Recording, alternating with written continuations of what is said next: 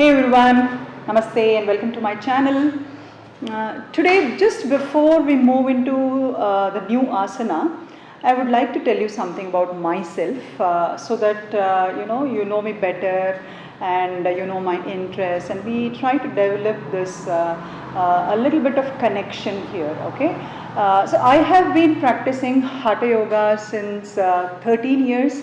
I have finished my level 1 teacher's training with Mr. Bharat Shetty sir in Gokulam, Mysore. He is one of the best international teachers training center he owns, and I have a lot of interest developed towards practicing my yoga anatomy based. Anatomy based means structure of the body. Every body structure is different.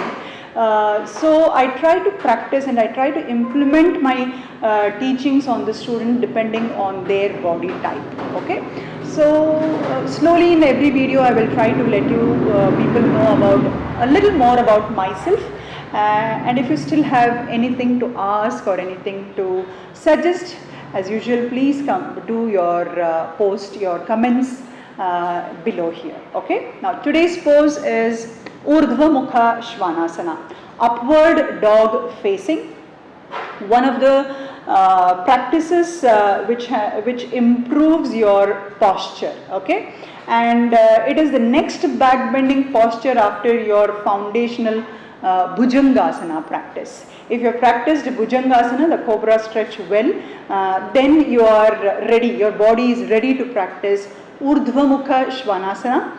Again, it is one of the steps which is traditionally practiced in the Surya Namaskaras, especially in the Vinyasa Surya Namaskara, which is a little dynamic style of Surya Namaskara.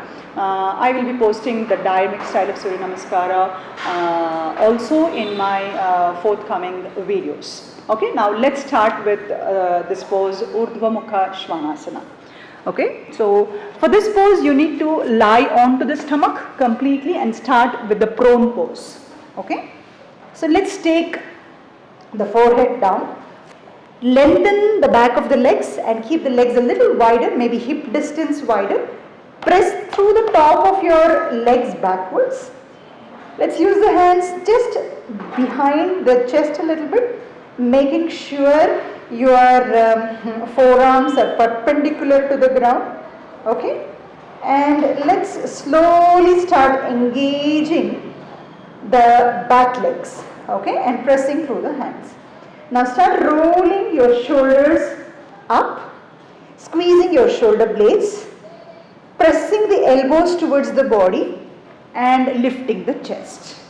And then slowly start dialing the hands in towards the waist and pressing below the armpits towards the shoulder blades, and then lifting the sternum, making sure you're gently squeezing the hips and opening the collarbones and the clavicular region.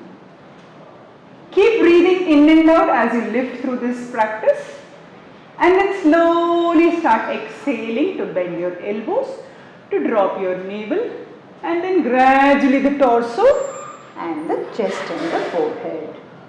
Take a couple of seconds to relax here. Maybe you can also come to Makarasana and take a few seconds. Okay. Now, as a beginner, again my earlier videos also I have mentioned, as a beginner it's not compulsory for you to stay in the poses.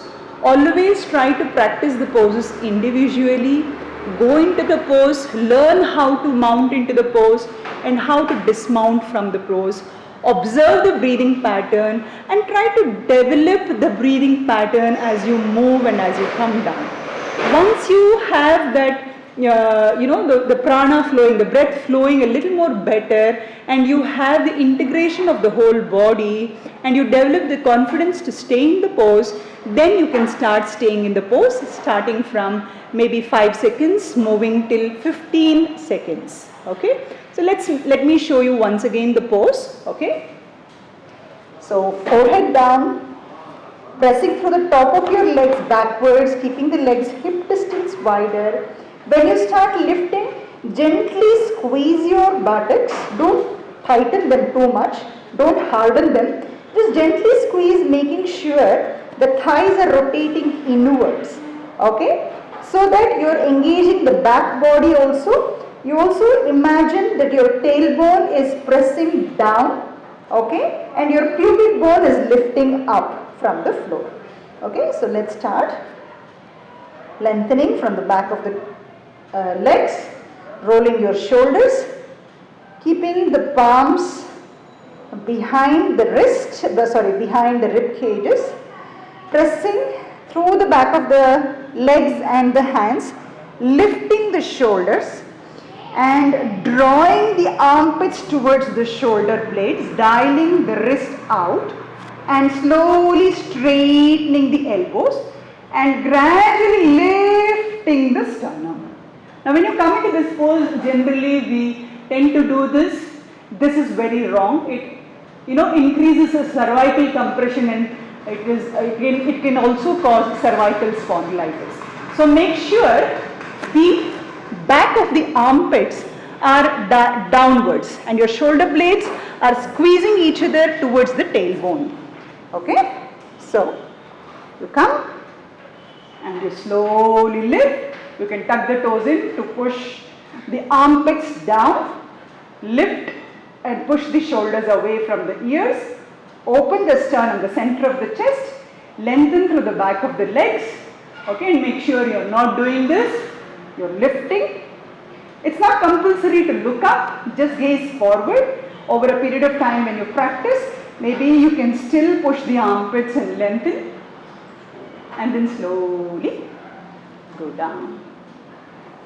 Take a few seconds to move into Makarasana. Don't rush. And then maybe also press back. Since it is a deep back bend, you can take your counter pose to Shashankasana. Knees closer, hips closer, hands back, forehead propped. Here also make sure your shoulders are away from the ears. Take a couple of seconds here to breathe and then slowly press and come back and sit into Vajrasana. Okay, and take few seconds here. Okay, so this was how do you mount into the pose of Urdhva Mukha Svanasana and come out of the pose. Coming to the benefits of this asana. So it's a good preparation for your deep back bending, okay, and it also improves your posture, especially for the people who are always on the desk, having upper back rounded, losing their posture. It is a good preparation, it is a good posture to improve and to open the chest muscles, to strengthen the upper back muscles. Okay, it also stretches the navel region, the abdominal muscles. Okay, so it improves and massages your internal organs of your abdominal region. Okay, it also is a good practice for your vertebral column, the spine. Okay, and it is also a good practice to strengthen the lower back.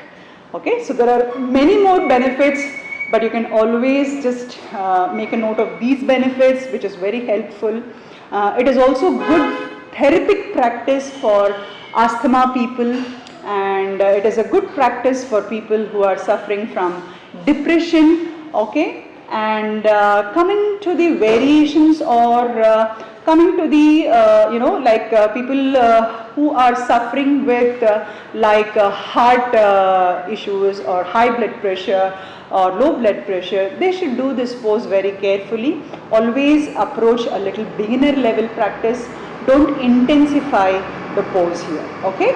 Also, people who are suffering from carpal tunnel syndrome, that is the wrist issues, will be difficult for them to practice this. So always make sure you strengthen your wrists and then only move ahead into this practice. Okay.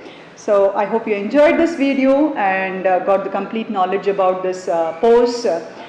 Do keep practicing, and please subscribe to my channel if you have still not subscribed, and do hit the bell icon. Thank you.